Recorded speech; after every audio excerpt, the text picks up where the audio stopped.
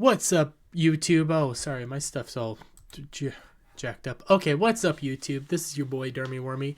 I'm coming at you with another installment of my G Gundam review. Last week, I made a mishap. I accidentally said that this episode's going to be focusing more on some deeper philosophical questions and dealing with issues that are more complicated and what is the correct answer to do. And I got my episodes mixed up. That should be next week's episode. My bad. Admonish me. I accept full responsibility for this mess up. Because I forgot there's still one backstory we still have to do. It's Domon Kashu's backstory. And why he is in the Gundam fight. What's his driving factor? And essentially, what's one of the biggest plot points in this entire show? I thought this was a later episode, but I accept that I done effed up. But this is a good episode because it also introduces essentially our big bad for the series. And some other things in Japan. Our big bad for the series is known as the Dark Gundam in English, or in Japanese, it is the Devil Gundam. And it is one interesting Gundam, to say the least. Essentially, if you ever watch this anime, just watch through the opening. In the opening, I'm just gonna get to it real quick because it is the way they show it off. I just need to make sure everything's loading because my internet today has been acting all kinds of wacky. Come on. Okay, getting it loaded. Yeah, we'll just start with what the Dark Gundam is technically capable of. And we'll just, quickly get over to that screen.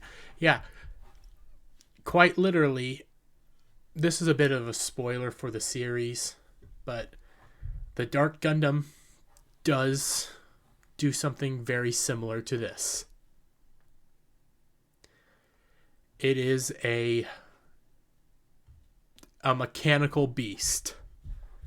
But why don't we just get into it all? I'm going to mute this just to make sure. And my desktop audio should also be muted, so you shouldn't hear a thing in case anything stupid has to happen. And if something stupid does have to happen, I'm just going to clip it out.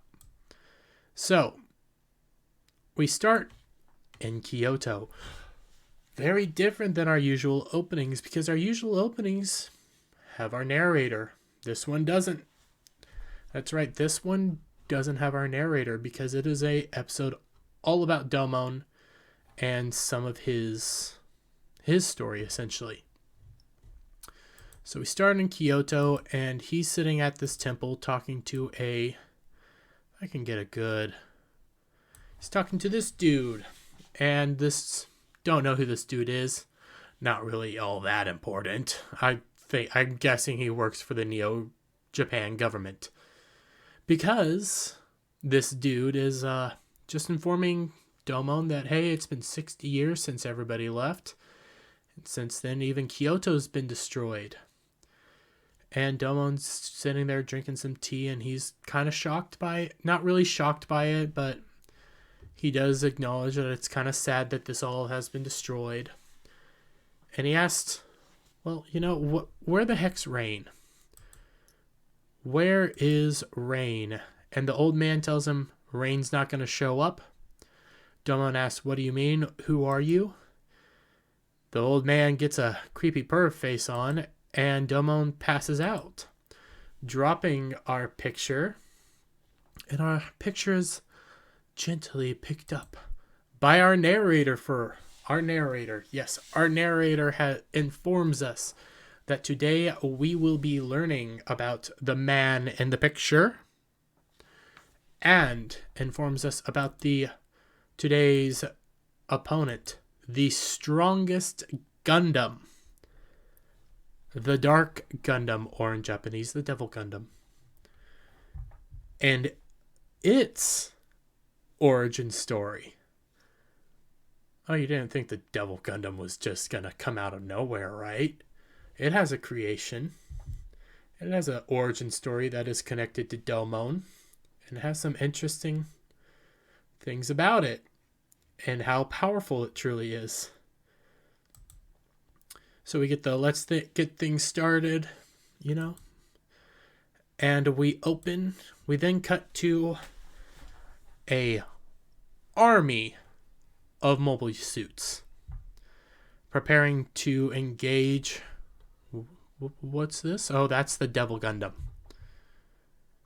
And they are being led by and I have it in my notes real quick, so give me a moment. They're being led by a mobile armor Phantoma, and it is being piloted by Major Alube. You remember Major Alube? Probably don't. He's a man that has a metal mask on. But this is Major Alube before the metal mask. And he is commanding this army and are basically leading them in the charge against the Devil Gundam to try to prevent it from doing whatever it's going to do. They think they succeed, but then they notice that, nope, they really didn't. And you get the first hand as it crawls out of this magma style of a just pure, I don't know how to describe it. Be honest. If it had a better body, except for this weird centipede kind of larval thing, even though now that I'm thinking about it, it kind of makes sense because this is like larva state Devil Gundam, like it's untapped power. But this is essentially the Devil Gundam. It is just pure power. And it just decimates that entire army of mobile units, goes straight in and attacks Major Alube, and then we get everything cut off. And you learn that was the past. Pretty obvious it was the past. But you get an overshot of Major Alube communicating with, gotta make sure I get his name just right because I keep forgetting it, Commissioner Corrado, who was the man originally kind of chastising, if I can get it, Commissioner Corrado, who was a man chastising Domon back when he went up against the Neo-France, and I can't remember that dude's name, but when he went up against him and said that he's failing and he just needs to move on. So they're all meeting together with Dr. Mikamura because they're going to be performing a simulation with Domon because they're breaking the rules right now. They have brought Domon back up to the Japanese colony against Gundam fight regulations because they want to make sure that Domon is properly prepared for what his role in the Gundam fight is. And what they do is, it's not good. But they're getting all set up in their little headquarters, and essentially they're setting it so that Domon was there the day the Dark Gundam appeared. And he's just come back from his training of 10 years. He's just recently became the owner of the King of Hearts crest, and he's going to watch what happens, because originally he was not there when the Dark Gundam first appeared. And we're going to go from there. And again, it is not an easy, well, it's kind of sad when you get connected to these characters. But you see Domon's on a couch and he's just starting to wake up, and he's getting awoken by our mystery man in the photo. Our mystery man in the photo, even though I think if you're watching this on Rumble, I've already basically told you who it is. If you're watching this on YouTube, you probably already know who it is, but I'll just say it who it is. This is Kyoji Kashu, Domon's brother. That's right, this whole time Domon has been hunting down Kyoji. Kyoji has been doing some stuff. And there's a story. We learn what Kyoji's been up to. And Kyoji and his father, who we also get to meet here soon, right here, Kyoji and his father are scientists working together on a project. And here's Domon's mom. Oh, isn't she such a lovely lady? She does kind of look like Rain, now that I think about it. But we get introduced to all of them. They're all happy to see Domon again. To them, Domon's been gone for just a year. To Domon, he's been gone for just a year. So this is their celebration to welcoming back Domon. And yeah, we get a shot of the Neo Japan colony. Out of all the colonies, this one looks just more... I kind of just like this one. It just looks like Japan. We then cut to where Major Alube, Commissioner Corrado, and Dr. Mikamura are over here, and they're watching, the whole proceedings.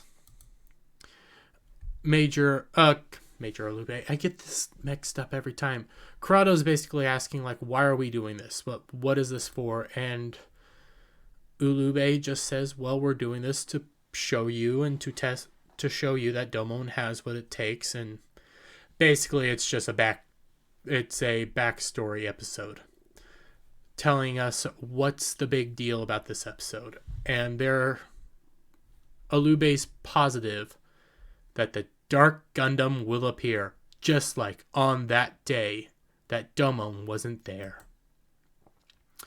You get Mr. Mikamura looking out, and then we get this lovely look at Rain. And Domon's all in awestruck. Kyoji says, hey, you've been gone for a year. That's Rain. Man, she's all grown up, but you two have known each other since you were kids. Building on, hey, Rain and Domon have known each other for a very long time, even though we pretty much already knew that. And Kyoji's kind of hinting that, she's a woman now. Ladies. Anyways, Kyoji's just having some fun with his little brother. Domon's, all kind of bashful. They sit down for dinner, and Domon tells him how he got the King of Hearts crest. And he went down. We also get a brief introduction to my favorite character in the whole show. He hasn't fully been introduced yet, but Domon went down to Earth and was trained by the former leader of the Shuffle Alliance, the great Master Asia. And Master Asia has also been known as, if I can get it just right, the undefeated of the East. And man, this dude's a badass. Straight up badass. He does become a bigger player in the whole show. He is extremely important, and I love him. He then lets on that towards the end of their training, Master Asia just gave him the crest and then disappeared. Never to be seen again, really. And he doesn't know. He just one day just up and gave it to him. So that's what establishes Domon as, that's basically how he got the crest. He trained under the former owner of the King of Hearts. The greatest of all the Shuffle Alliance, the greatest of all of them. The 5 masters of the martial arts. Oh, there's 5 masters of martial arts. Interesting number. Anyways. Wait. Yeah, there's 5. Never mind. You know, Rain's over here and she's just sitting there listening, and everybody's just happy to be celebrating the return of Domon. And if I get back there, I'll probably miss it. But Domon's father says, hey, you know what? We finished that project and that we've been working on. And after dinner, why don't we show it to you? And Domon's mom says, oh, let's not talk about work. This is our celebration of Domon. And Domon's like all kind of happy and just starts eating and enjoying the food. But thereafter, Rain starts looking more sad, gets up and has to walk away. And she breaks down crying, and we get to see what Major Lube, Commissioner Corrado, and Dr. Mikamura, Rain's dad, are doing to Domon. And this whole building is basically empty. Domon is in a psychotic trance. Well, psychotic trance? I don't know. But he's not actually seeing this. Like, no, everything he's seeing isn't actually there. And he's playing these events. And but it's all in this destroyed, rundown building. And Corrado's still just doesn't understand, like, what is this test going to prove? What's going to happen? And Alube is like, oh, just wait.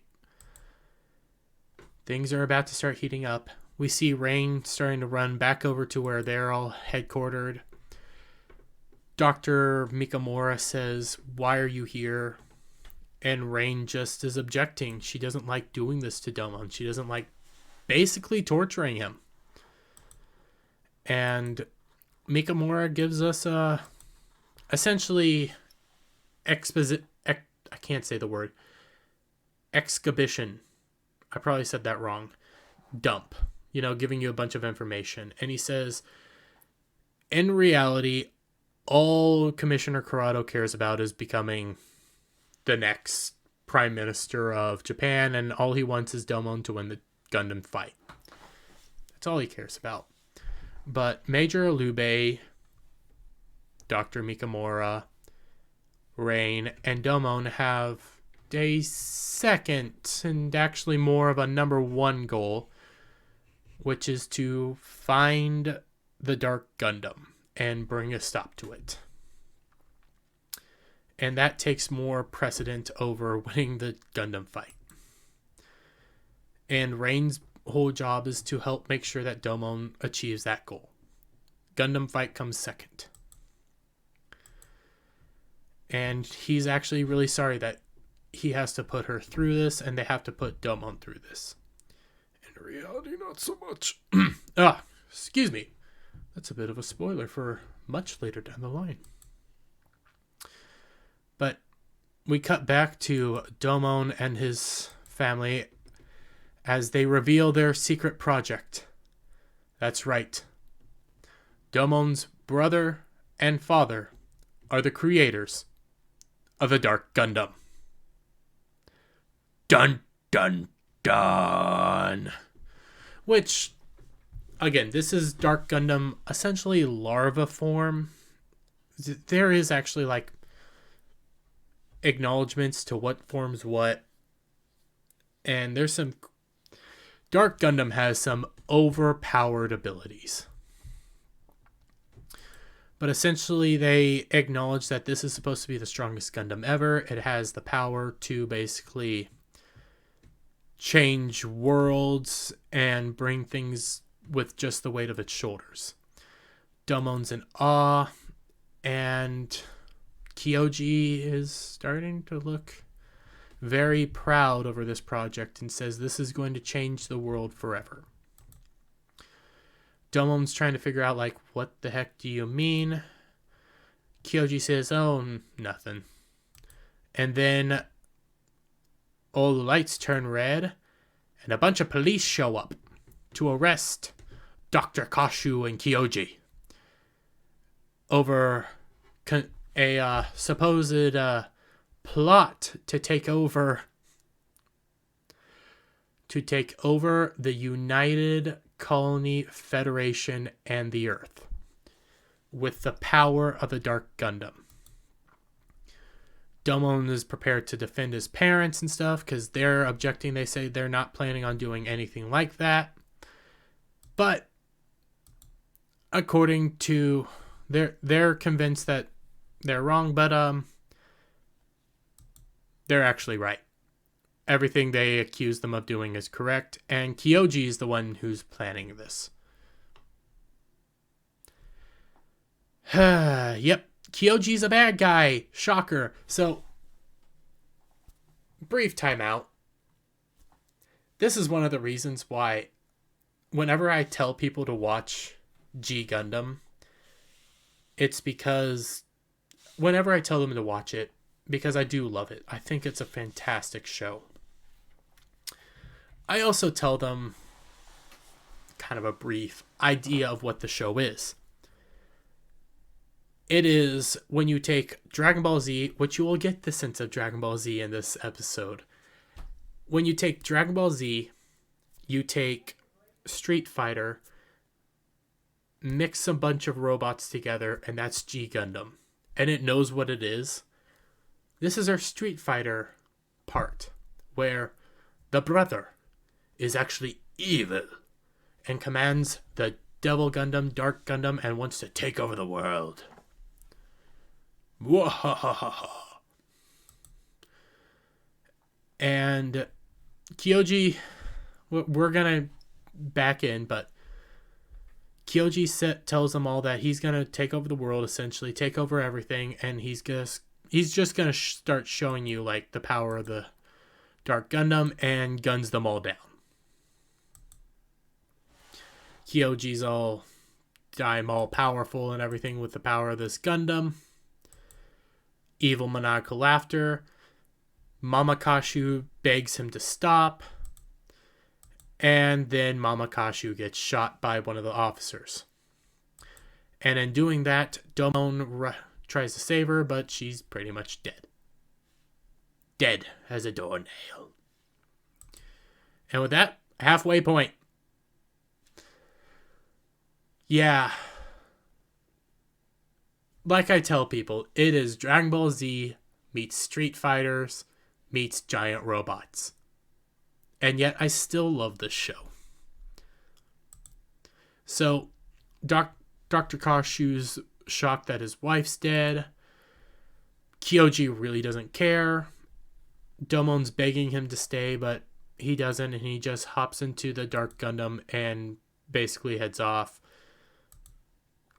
Domon's basically broken because his mom's dying in his arms, but she's not. But this is when we get some of the reality of the situation. In reality, basically just shortly after that whole event went down, because Domon was not there. In fact, Domon was on Earth for 10 years training under Master Asia. That was true, but the moment his parents died, that is when he immediately returns. And now we are cutting to what... This is where it kind of gets all kind of jumbly in this episode. So, what we were seeing was fake history, but yet still some of a real some form of what actually happened. Again, hints for much later down the line, but I'm trying to leave it as ambiguous as possible. Anyways, we are now cutting to what actually happened immediately after those alleged events, where the Dark Gundam awoke. We'll just say this. Okay, so there's real timeline where towards the end of that real timeline, Dark Gundam awakens.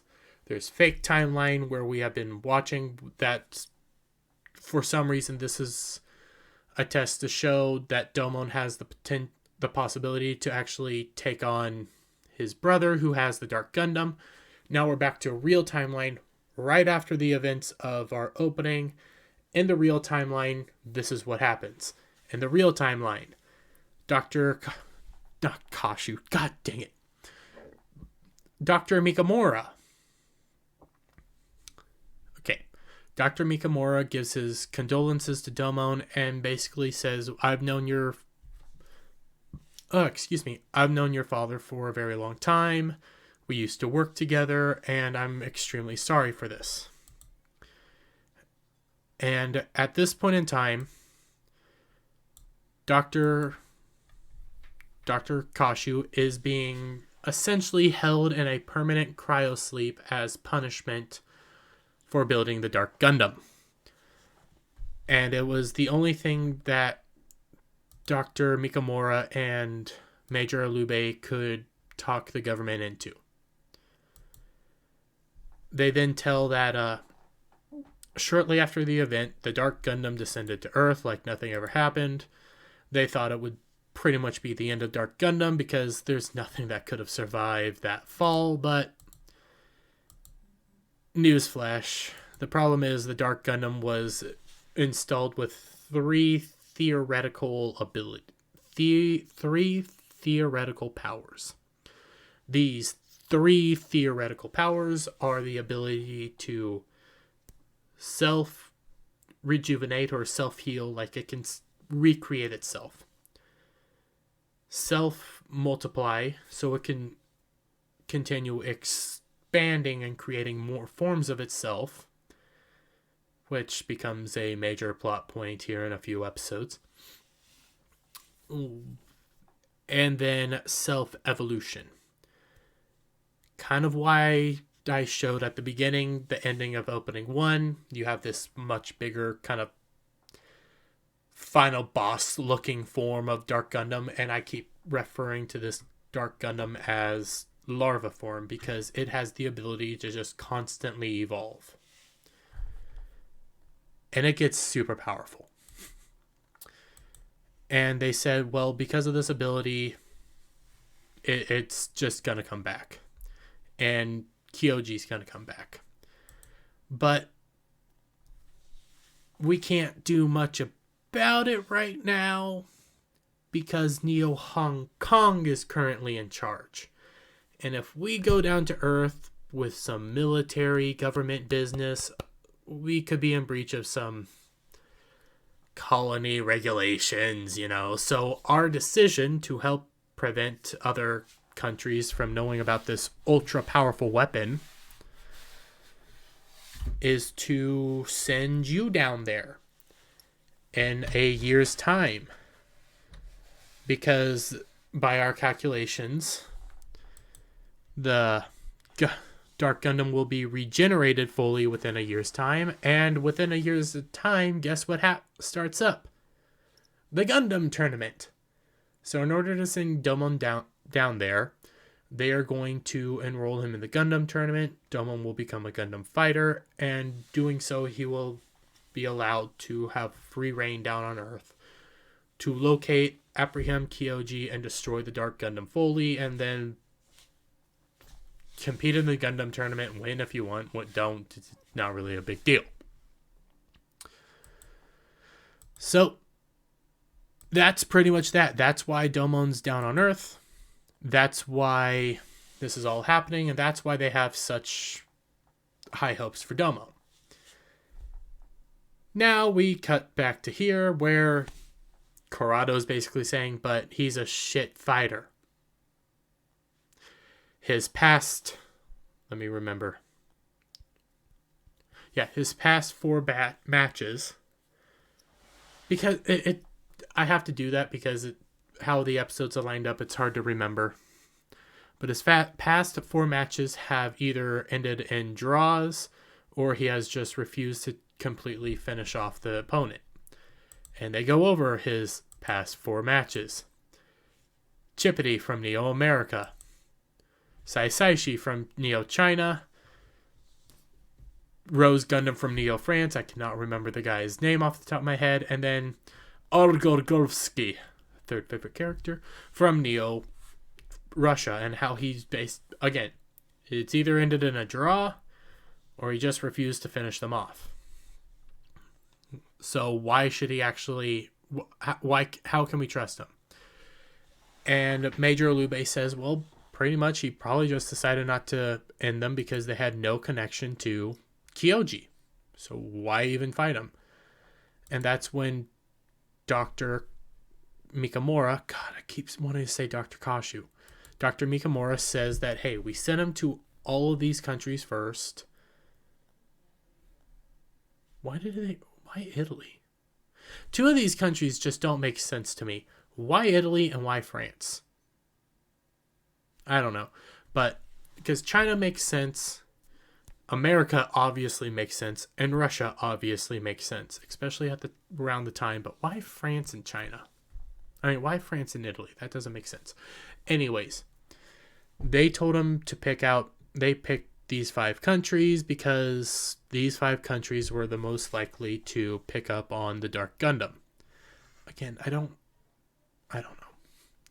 Me starting to overthink things. So that's pretty much that.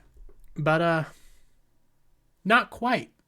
Because now it's time for Corrado to change the plan. And he is going to do his test on Domon, which will be to see if Domon actually has the capabilities to completely eradicate his brother. And how will he be doing that, you say? Well, plan's really simple, and plus, to be safe, apparently this bunker they're in has a safety drop. So, the plan's simple. Domon will be piloting the actual Shining Gundam. How he got there, not too sure, but he's there. And then the Dark Gundam will be a fake kind of illusion, but it will actually be a mobile armor Phantoma, the same mobile armor that Major Alube, which also Corrado so lovingly points out to Alube, it will be the same mobile armor that you piloted and also allowed to get so many of them destroyed. And then he also don't have this, but Corrado also does a jab at Alube, pointing out that you wear that mask because of a massive scar that the Dark Gundam gave you. You know that metal mask that he has? So, the fake battle between Domon and his brother commence. And Corrado is not going to go easy on Domon. They immediately... Domon and the... I don't know what... I'm just going to call it the fake Dark Gundam because that's what Domon calls it later in the series. They just start fighting. And they fly into space because they must battle in space because it's cooler. And it is it's a close match, and I don't know what the heck is happening.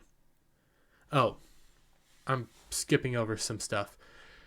Basically, Corrado has laid it out like this. If Domon wins, great. He can actually take on the Dark Gundam. If he loses and becomes unable to compete, he'll just fudge some stuff and they'll throw in a new fighter.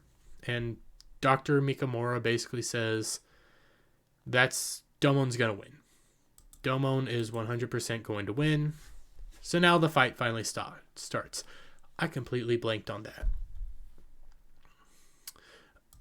And the fight is actually pretty one-sided. I need it.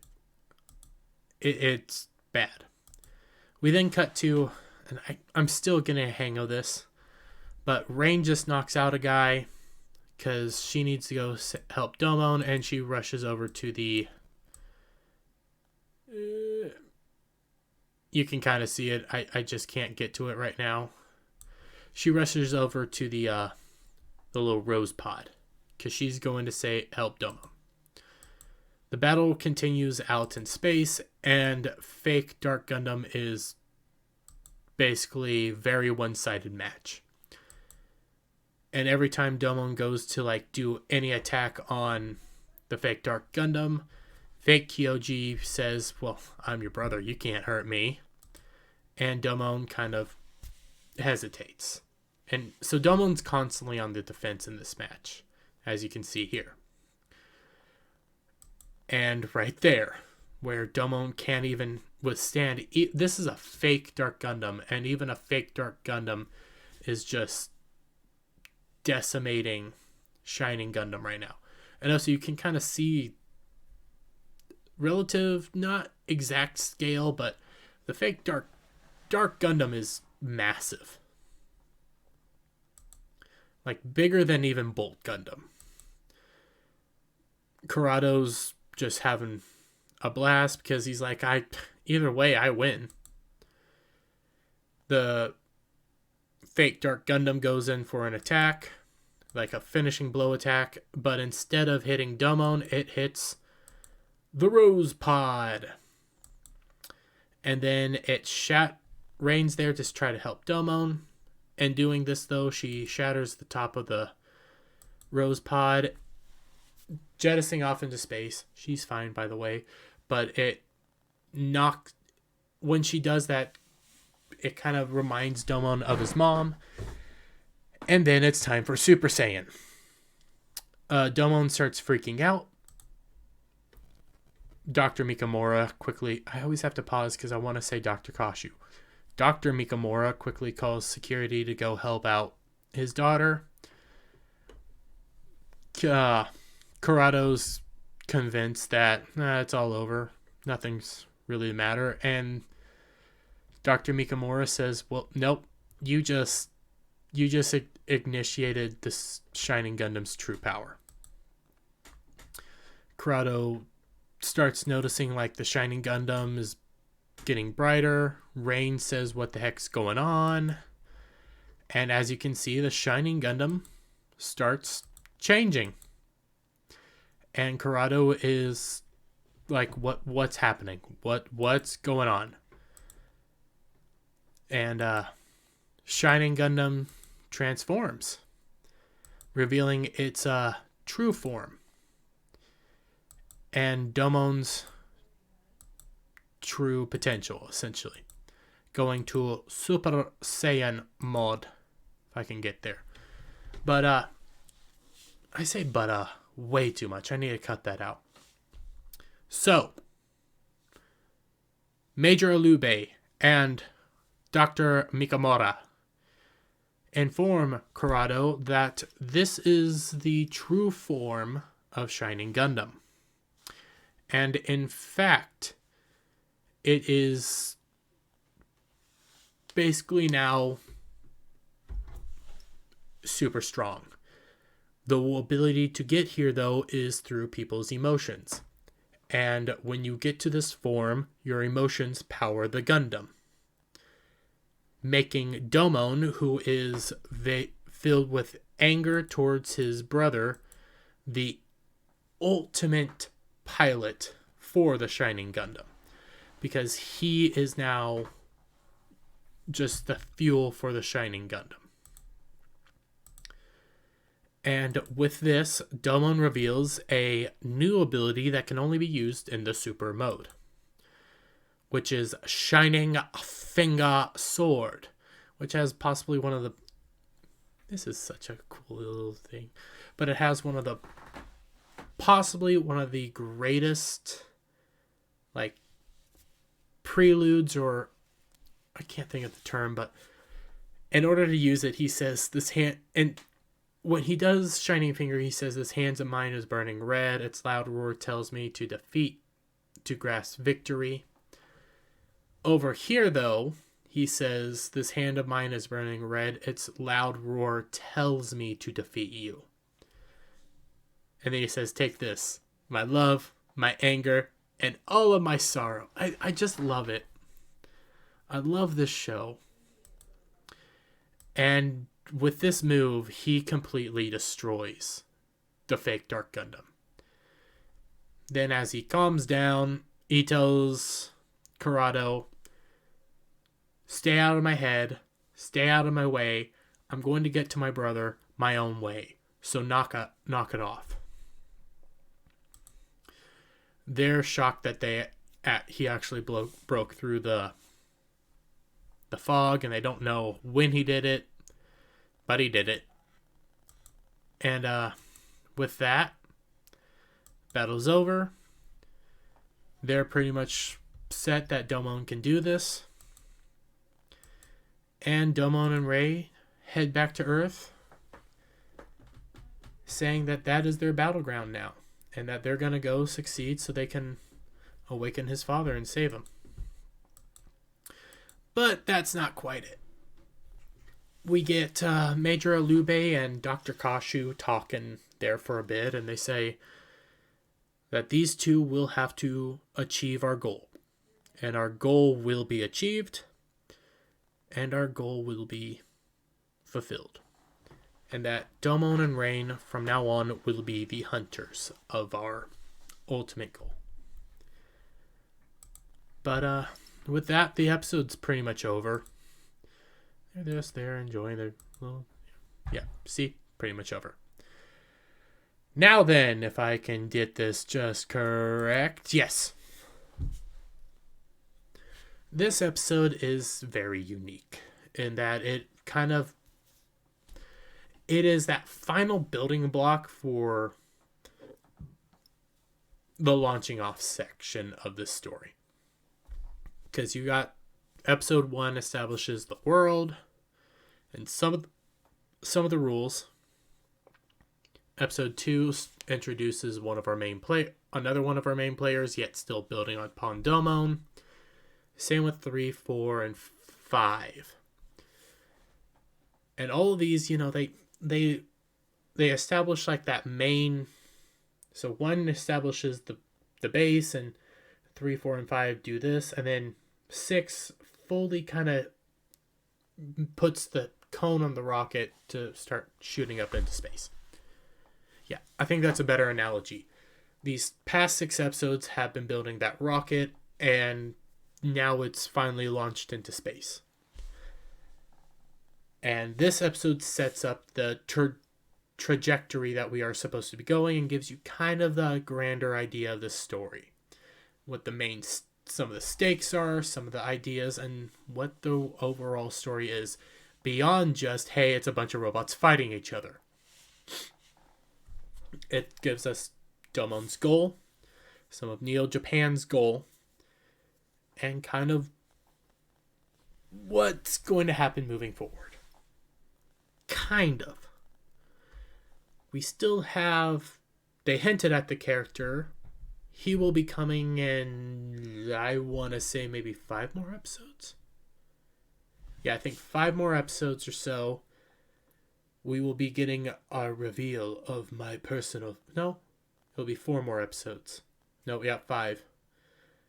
Because the next 4 episodes, if memory serves me correct, we will have the return of people like Chippity, Saisaishi, French Guy, and Argo, and some adventures there. But also they'll be dealing with themes and topics that are more broad in nature.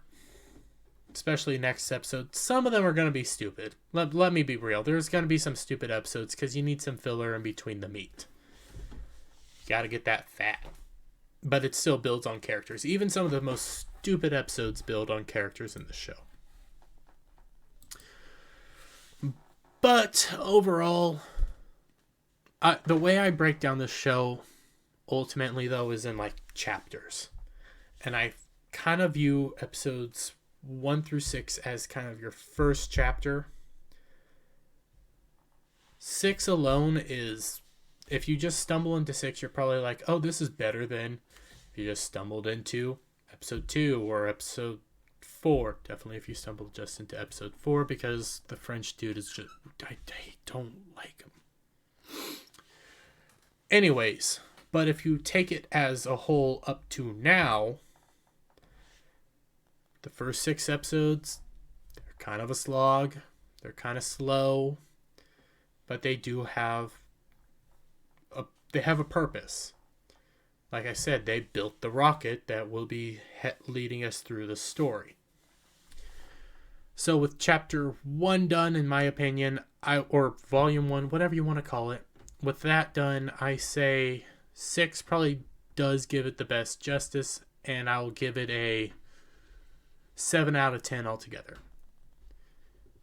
Now, the next 4 episodes are... Next episode I actually really like. Some of the upcoming episodes are going to be a slog. Possibly one of... I don't know if it's now or a little bit later when one of a really good episode is. And it's one of those like kind of more side episodes, but it's such a good one. I do know that the next episode is a really good one. So with that, y'all take care. Leave a like, comment, subscribe to this channel, share it out with your friends, hit that Rumble button, do all that. And, oh, by the way, you're also seeing this hopefully Saturday. Before I forget, Nick Rekieta has been freed on YouTube. Greatest moment ever. Oh, that was such a great moment. So, y'all have a good one. Bye for now.